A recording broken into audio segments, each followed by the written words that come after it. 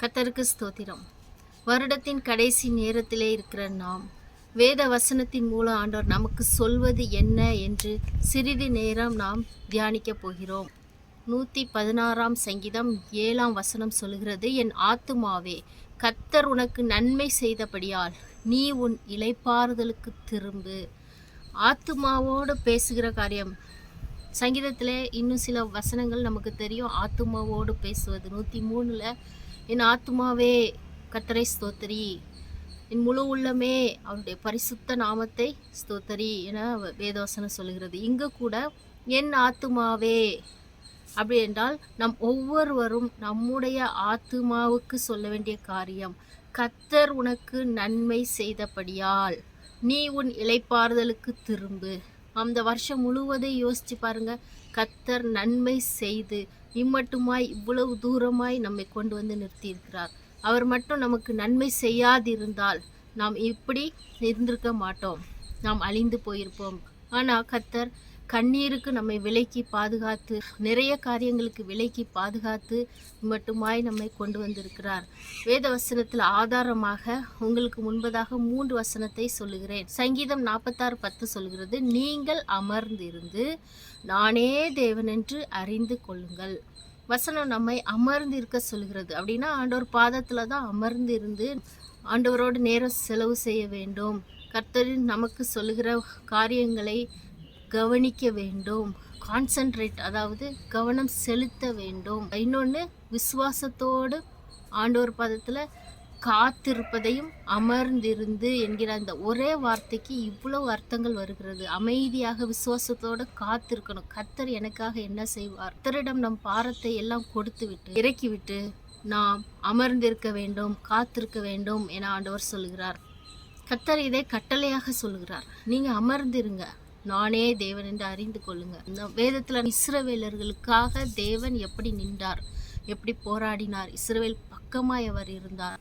வேதத்தில் இருந்து ஒரு எடுத்துக்காட்டை உங்களுக்கு முன்பதாக வைக்க விரும்புகிறேன். யோசுவா காலத்தில், மோசைக்கு அடுத்த பெரிய தலைவராகிய யோசுவா காலத்தில் எப்படி கர்த்தர் அவர் சார்பாக இருந்தார் என்று நமக்கு 5ஆம் அதிகாரத்தில் படிக்க முடிகிறது. 5ஆம் அதிகாரம் வசனம் 13 முதல் படிக்கிறேன். பின்னும் யோசுவா எரிகோவின் வெளியிலிருந்து தன் கண்களை ஏறெடுத்து பார்க்கும்போது இதோ ஒருவர் அவனுக்கு எதிரே நின்றார். உருவின பட்டயம் அவர் கையில் இருந்தது. யோசுவா அவரிடத்தில் போய், நீர் எங்களை சேர்ந்தவரோ எங்கள் சத்துருக்களை சேர்ந்தவரோ என்று கேட்டான். அதற்கு அவர், அல்ல, நான் கர்த்தருடைய சேனையின் அதிபதியாய் இப்பொழுது வந்தேன் என்றார். அப்பொழுது யோசுவா தரையிலே முகங்குப்புற விழுந்து பணிந்து கொண்டு அவரை நோக்கி, என் ஆண்டவர் தமது அடியேனுக்கு சொல்லுகிறது என்ன என்று கேட்டான். அப்பொழுது கர்த்தருடைய சேனையின் அதிபதி யோசுவாவை நோக்கி, உன் கால்களில் இருக்கிற பாதரட்சைகளை கழற்றி போடு, நீ நிற்கிற இடம் பரிசுத்தமானது என்றார். யோசுவா அப்படியே செய்தான். நான் கர்த்தருடைய சேனையின் அதிபதி. நம் ஆண்டவருக்கு சேனை, பெரிய பட்டாளம் இருக்கிறது, ஒரு சேனை இருக்கிறது. ஆவி உலகமோ மாம்ச உலகத்துக்காக வேலை செய்கிறது. மாம்ச உலகம்னா நம்ம தான். நமக்காக கர்த்தரும் அவருடைய சேனைகளும் செயல்பட ஆயத்தமாக இருக்கிறாங்க. ஆண்டவரை அவர் பார்க்கும்போது யோசுவா முகங்குப்புற விழுந்து பணிந்து கொண்டான். ஆம், பணிந்து கொள்ள வேண்டும். மனிதர்களாகிய நாம் தேவனை தொழ வேண்டும், பணிந்து கொள்ள வேண்டும், கும்பிட வேண்டும். இதுதான் கர்த்தர் எதிர்பார்க்கிறார். நாம் அவருக்குரிய வணக்கத்தை, கனத்தை செலுத்தும் போது அடுத்தபடியாக கர்த்தர் நமக்கு என்ன செய்யணும்னு சொல்லி தருவார்.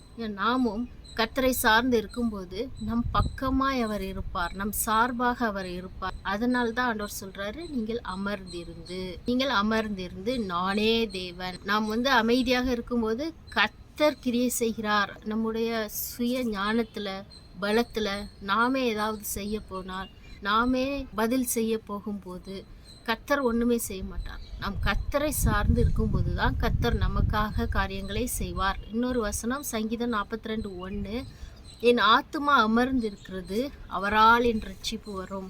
இந்த சங்கீதக்காரன் சொல்கிறார், என் ஆத்துமா அமர்ந்திருக்கிறது, அவராலே என் ரட்சிப்பு வரும். பல கஷ்ட நஷ்டத்துக்கு ஊடாக அவர் கடந்து வந்தபடியால் அவரால் இப்படி சொல்ல முடிகிறது, என் ரட்சிப்பு கர்த்தராலே வரும். பாருங்க, நாம் காப்பாற்றப்படுவது, ரட்சிப்பு என்று சொல்லும்போது நாம் காப்பாற்றப்படுகிறோம்.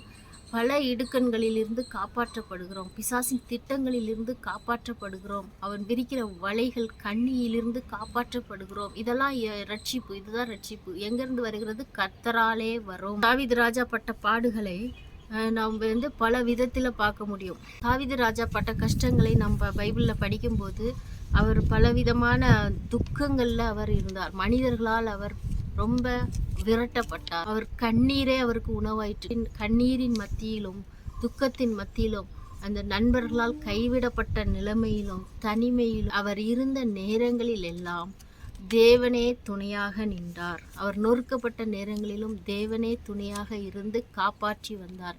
இன்னைக்கு நமக்கு இந்த வசனம் நமக்கு ஒரு தைரியத்தை கொடுக்கிறது. வருடத்தை முடிச்சிருக்கிறோம். நம் ஆத்துமாவோடு நாம் சொல்ல வேண்டும், நீ உன் இளைப்பாறுதலுக்கு திரும்பு, கர்த்தர் நமக்காக காரியங்களை செய்வார். மத்தேயு 11:27 மற்றும் 28, வருத்தப்பட்டு பாரம் சுமக்கிறவர்களே அப்படின்னு ஆண்டவர் நம்மை கூப்பிடுகிறார். ஏன் ஆண்டவர் நம்மை கூப்பிடுகிறார்? அது தொடர்ந்த வசனத்தில் சொல்லுகிறது, நம்முடைய சுமையை ஆண்டவரிடம் இறக்கி வைத்துவிட்டு அவருடைய நுகம், கர்த்தர் சொல்றாரு, உங்கள் ஆத்துமாக்களுக்கு இளைப்பாறுதல் கிடைக்கும், என் நுகம் மெதுவாயும் என் சுமை லகுவாயும் இருக்கிறது. ஆண்டவர் சொல்றாரு பாருங்க, என்னிடத்தில் கற்றுக்கொள்ளுங்கள். அந்த வார்த்தை நேரடியா என்னிடத்தில் கற்றுக்கொள்ளுங்கள். ஆண்டவரிடம் கற்றுக்கொள்ள முடியுமா? இன்னொன்று எபிரேயர் 3:1 பிரதான ஆசாரியராகிய இயேசு கிறிஸ்துவை கவனித்து பாருங்கள். ஆண்டவரை கவனித்து பார்க்கணும். இங்கே மத்தேயு 11:28 பிரகாரம் ஆண்டவரிடம் கற்றுக்கொள்ள வேண்டும். நேரடியாக இயேசுவிடம் கற்றுக்கொள்ள வேண்டும். அப்பொழுது அவர்கிட்ட இருக்கிற அந்த சமாதானம், நிம்மதி, சந்தோஷம் நமக்கு கிடைக்கும். நம்மிடம் இருக்கிற பாரத்தை தேவனிடம் இறக்கி வைக்க ஆண்டவர் சொல்கிறார். இன்னும் ஒரே ஒரு வசனம், சங்கீதம் 13:6, கர்த்தர் எனக்கு நன்மை செய்தபடியால் அவரை பாடுவேன். ஆம், நம் வாயிலிருந்து துதி பாடல்களை கர்த்தர் எதிர்பார்க்கிறார். இதுதான் நம்மால் செய்ய முடியும். ஆண்டவருக்கு பிரதிபலனாக நாம் அவர் செய்த நன்மைகளுக்கு பிரதிபலனாக அவரை துதித்து பாட வேண்டும். பாட்டு எப்போ வரும்? வாயில சந்தோஷமா இருக்கும்போது பாட்டு வரும், இல்லைன்னா புலம்பல் தான் வரும். கர்த்தர் செய்த நன்மைகளை நினைத்து தியானித்து ஒன்றொன்றாக சொல்லி சொல்லி நாம் பாட வேண்டும் என்று ஆண்டவர் விரும்புகிறார். நாம் அப்படி செய்யும்போது இந்த வருட கடைசியிலே கர்த்தர் நமக்கு புது பலனை தந்து புதிய வருடத்தை எதிர்கொள்ள அவருடைய பெரிய ஆசீர்வாதங்களோடு புதிய வருடத்தை நம்மிடம் கர்த்தர் தருவார். நாம் கர்த்தரையே சார்ந்திருப்போம். நம் ஆத்துமாக்களுக்கு இளைப்பாறுதல் கிடைக்கிறது. ஜெபம் செய்வோம். எங்களை அதிகமாய் நேசிக்கிற தகப்பனே, வேத வசனம் எங்களுக்கு சொன்ன பிரகாரம் அப்பா, எங்கள் ஆத்துமாக்களுக்கு இளைப்பாறுதலை தருகிற தேவனே, உம்மிடம் வரும்படியாக எங்கள் சொல்கிறீரே அப்பா. என்னிடத்தில் கற்றுக்கொள்ளுங்கள் என்று சொல்கிறீரே கர்த்தாவே. ஆமாண்டவரே, உம்மிடம் இருந்து சமாதானத்தையும் நிம்மதி சந்தோஷத்தை நாங்கள் பெற்றுக்கொள்ள எங்கள் பாரங்களை இறக்கி வைக்க எங்கள் ஒவ்வொருவருக்கும் உதவி செய்ய வேண்டுமாறு செபிக்கிறேன் கர்த்தாவே. எங்கள் வாயில துதி பாடல்களை நீர் தர வேண்டுமாறு செபிக்கிறேன். அதை பாட கர்த்தாவே உம்மை துதித்து நீர் செய்த நன்மைகளை நினைத்து நினைத்து நாங்கள் பாட உதவி செய்யுங்க கர்த்தாவே. அப்பா, எங்களுக்கு தேவையான பலனையும் அப்பா சுகத்தை நிம்மதியை எங்கள் குடும்பத்துக்கு தேவையான காரியங்களை நீர் சந்திக்க வேண்டுமாறு செபிக்கிறேன். இரக்கமுள்ள பிதாவே, எங்கள் பக்கமாய் நீர் நிற்பதற்காக நன்றி. யோசுவா காலத்தில் யோசுவா பக்கமாய் நின்ற தேவனே, எங்கள் பக்கமாய் நீர் சார்பாய் நிற்கிறபடியால் நன்றி. ஸ்தோத்திரம் ஸ்தோத்திரம். புதிய வருடத்தை ஆசீர்வதித்து தருகிறபடியால் நன்றி. இயேசு மூலம் ஜெபிக்கிறேன் நல்ல பிதாவே. ஆமென்.